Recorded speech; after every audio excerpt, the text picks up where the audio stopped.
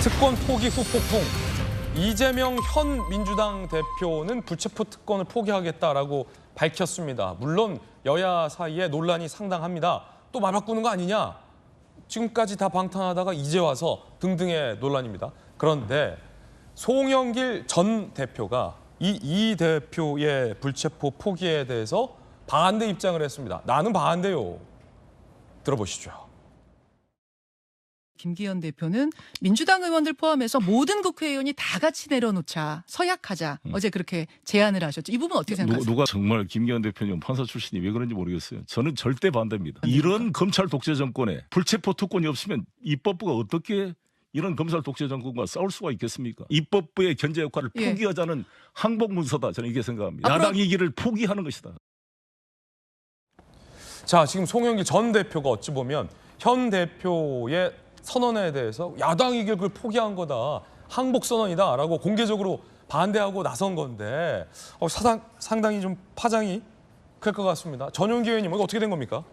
송영길 대표 입장에서는 굉장히 좀 어려운 상황에 처해 있는 것이죠. 그러니까 확신범을 만들어가지고 정말 송영길로 인해서 굉장한 사건이 일어난 것처럼 포장이 됐었던 것이고, 그렇기 때문에 프랑스 파리에 있다가 어떻게든 소환하려고 했고 결국에는 소환을 거의 당한 수준에까지 이르렀습니다.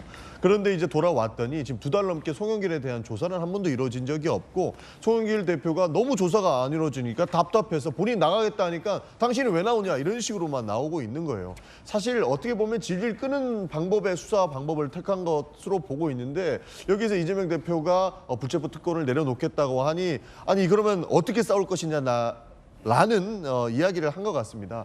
사실 이재명 대표도 이제는 참을 만큼 참았다라는 것이거든요. 지금 민생 문제가 너무나도 어려워진 상황이고 굉장히 어려워지고 정치가 실종되어 있는 상황에서 그래 나 하나 잡혀가면은 이제는 민생 챙기겠지 하는 마음에 그런 심정의 불체포 특권을 포기하고 내가 검찰의 조사에 응하겠다라는 것이거든요. 사실 저희 속내도 굉장히 어렵습니다. 이재명 대표를 향한 수사도 지속적으로 재판에서 나오는 근거들이 이재명은 문제가 없고 대장동 문제를 뭐 이렇게까지 키웠을까에 대한 의심이 있고, 송영길 대표도 조사 한 번 하지 않고 2달 전에 그렇게 난리를 쳤던 문제들에 대해서도 이런 방구하지 않는 모습들을 보면 정말 답답한데 그런 측면에서의 속사정들을 이야기한 것이 아닐까, 저는 그렇게 보고 있습니다. 자, 그럼 전 대표와 현 대표가 지금 마찰을 어찌 보면 빚고 있는 건데 어느 대표 말이 현재 상황에서는 맞는 겁니까, 그럼?